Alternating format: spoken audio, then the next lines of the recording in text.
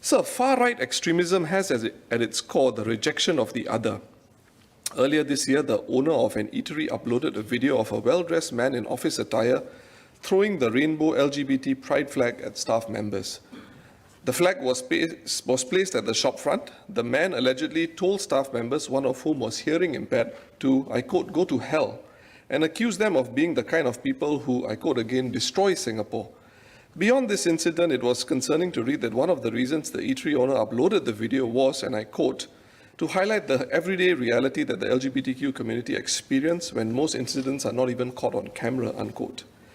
I am aware Minister for Home Affairs in particular has spoken up about the state's intolerance of acts perpetrated against the LGBTQ community. Minister has stressed that the government's job is to protect everybody and one's race, religion or sexual orientation was irrelevant. Former Prime Minister Goh Chok Tong also made similar remarks. Beyond a new white paper or maintenance of national harmony white paper updated to identify the key dangers to communal harmony in Singapore for this generation, will the government consider a restatement or an update of its working rules and laws to ensure that there is preservation of strict secularism so that all communities recognize that no one is placed above the other in matters of law, policy and governance in our multiracial and multi-religious society, which also increasingly holds other communities? I have made the government's position clear. The amendments to the Maintenance of Religious Harmony Act, MRHA, make it an offense to urge violence on the grounds of religion or religious belief against any person or group. Action can be taken under the MRHA if a religious group using religion attacks a non-religious group, such as LGBT groups or individuals.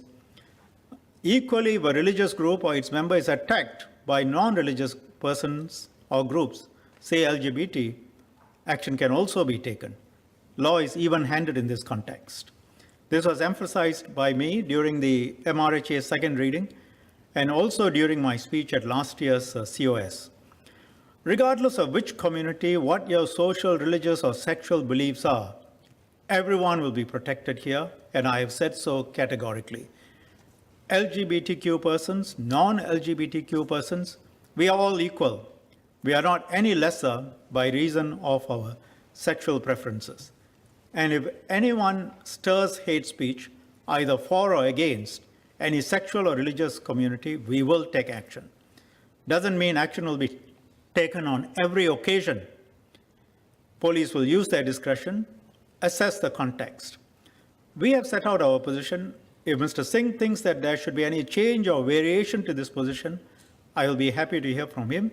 In particular, if he wishes to clarify what exactly is his position on our LGBTQ policies, I'll be happy to hear from him. This may be a good time to revisit the 1989 White Paper on the Maintenance of Religious Harmony, which was a very different time in terms of interpersonal communication.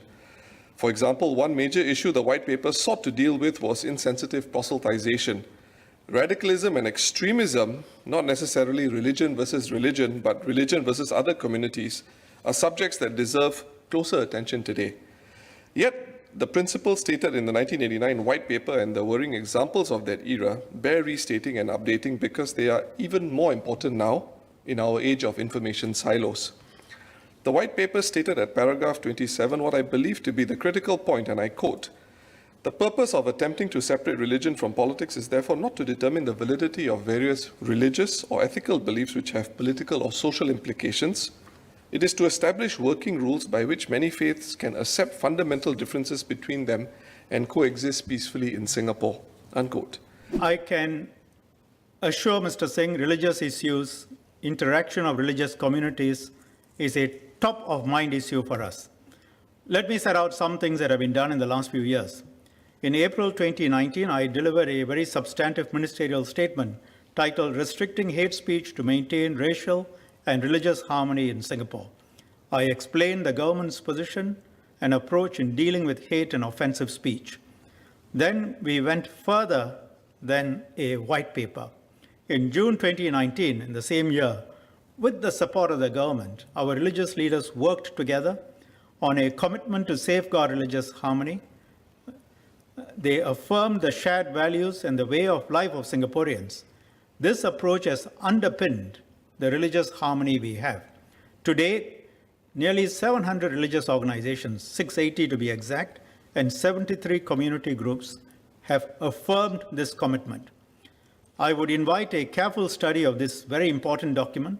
It is a commitment by the major religious groups and organizations on the principles of religious harmony that should govern us.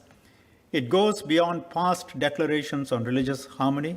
It details the many positive ways in which Singaporeans have been interacting across religions, and it encourages Singaporeans of all faiths to practice tolerance and acceptance. For example, allowing each other to profess our faiths and to do so in a respectful manner, eating together with others, even if we have different religious dietary requirements and practices, and attending the life events of others, such as weddings and funerals, even if those are held in the place of worship of that faith.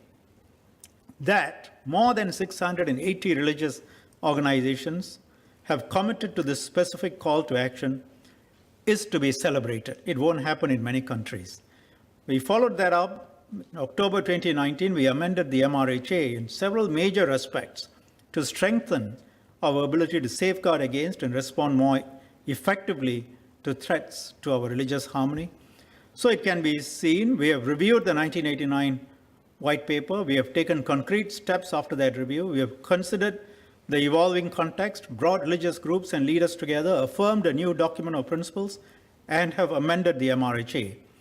The amendments also introduced a higher standard of behavior for religious leaders, for example, because of the influence they can wield. For example, if you are a non-religious leader and you said something in a private context, that may not be an offense, but if the same thing were to be said by a religious leader, the defense is much narrower. He's got to show that it was only a domestic communication between the leader and his relatives or member of his or her household. Given the many steps that have been taken, there is no immediate need for another white paper, but it's an issue which we will keep reviewing. I thank Mr. Singh for raising these issues. They are important. They allow us to examine again some key and important points.